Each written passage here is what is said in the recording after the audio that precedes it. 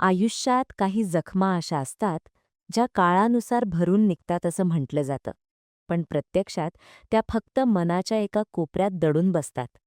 बाहेरून सगळं काही शांत दिसत असलं तरी आत कुठेतरी एक अस्वस्थता कायमची घर करून बसलेली असते.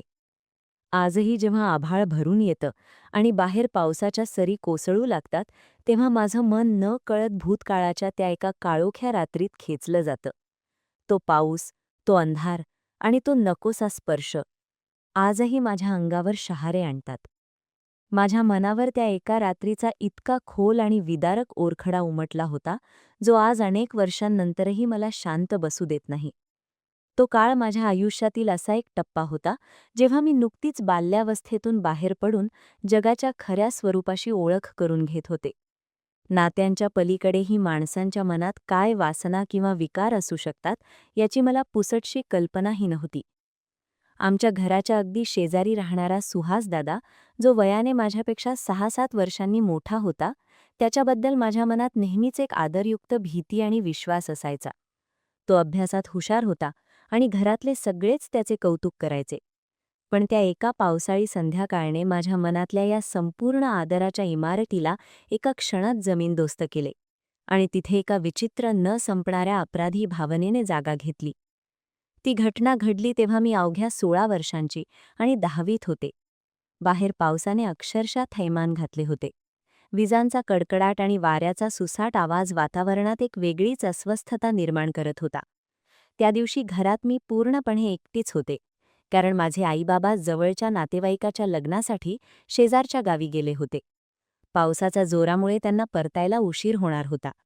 मी पुस्तकात डोके खुपसून अभ्यास करण्याचा प्रयत्न करत होते, पण पावसाच्या आवाजाने माझे लक्ष वारंवार विचलित होत होते.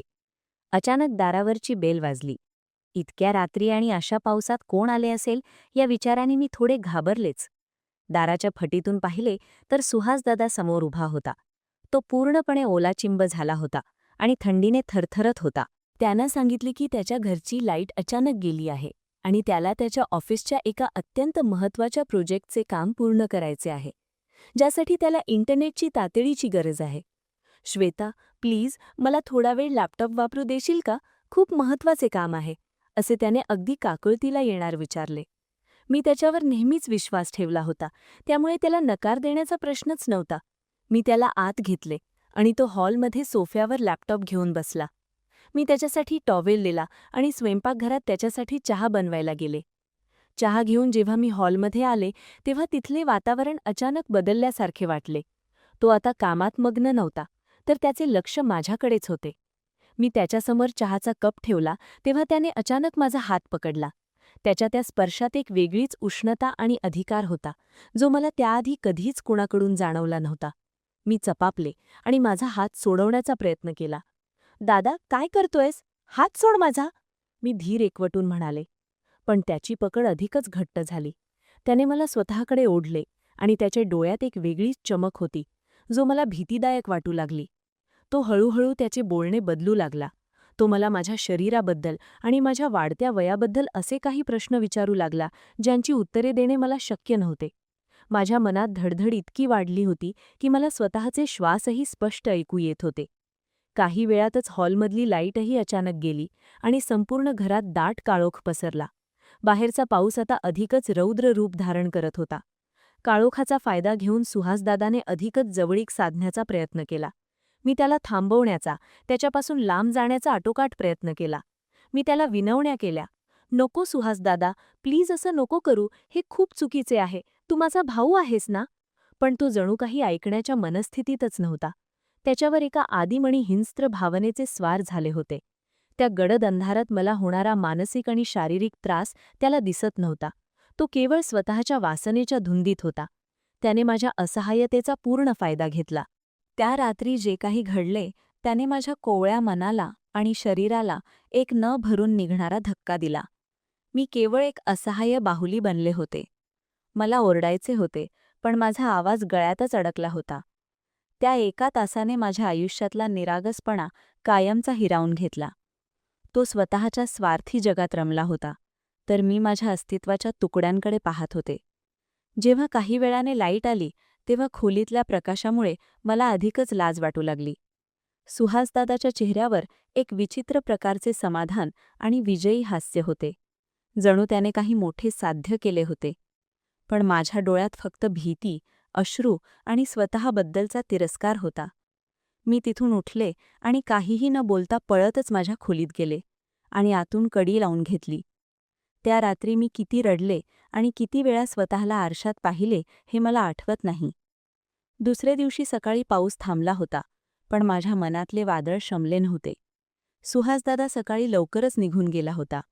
तो जेव्हा मला घराबाहेर दिसला तेव्हा तो पुन्हा अगदी सामान्यपणे वागत होता. जणू काही आदल्या रात्री काहीच घडले नव्हते. तो लोकांशी हसून खेळून बोलत होता, पण मला मात्र तो एखादा राक्षसच वाटत होता. माझ्यासाठी मात्र सर्व काही कायमचे बदलले होते. मी अनेक दिवस जेवण सोडले, कोणाशी बोलणे टाळले आणि स्वतःला एका कोशात बंद करून घेतले. आईबाबांना वाटले की परीक्षेचा ताण असावा, म्हणून त्यांनी जास्त विचारले नाही. पण सुहासदादाने मला एकदा एकांतात गाठलेच. तो माझ्या जवळ आला आणि अगदी निर्लज्जपणे म्हणाला, "श्वेता, तू माझ्यावर उगाच नाराज आहेस. जे झाले ते दोघांच्या मर्जीने झाले असे समजून विसरून जा." त्याच्या त्या वाक्याने माझ्या काळजावर वार केला. दोघांच्या मर्जीने? मला त्याला ओरडून सांगायचे होते की ती माझी मर्जी नव्हती, ती त्याची बळजबरी होती. पण समाजात आणि कुटुंबात होणाऱ्या बदनामीच्या भीतीने मी शांत राहिले. त्याने माफी मागितल्यासारखे सोंग केले आणि सांगितले की ती एक मानवी चूक होती. पण ती चूक माझ्या आयुष्याचा एक कायमचा आणि न पुसता येणारा डाग बनली होती. कालांतराने आम्ही ते घर सोडून दुसऱ्या शहरात स्थायिक झालो. मी माझे शिक्षण पूर्ण केले, करिअर घडवले आणि आज मी स्वतःच्या पायावर उभी आहे. बाहेरून पाहणाऱ्याला मी खूप यशस्वी आणि सुखी वाटते, पण माझ्या आतल्या एका कोपऱ्यात ती 16 वर्षांची मुलगी अजूनही त्या पावसाळी रात्रीच्या अंधारात रडत बसलेली आहे.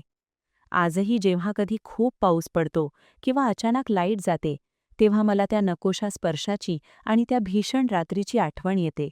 अंगावर शहारे येतात आणि मन अस्वस्थ होते.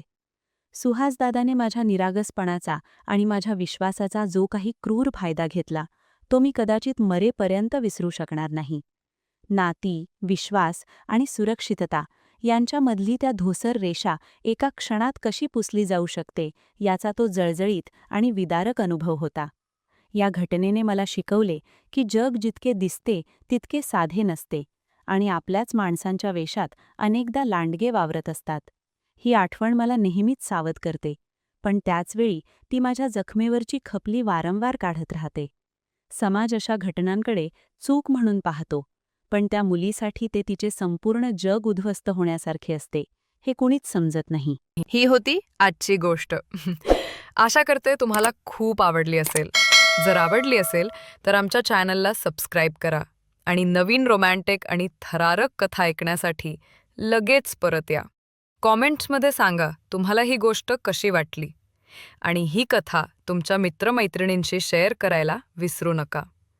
धन्यवाद.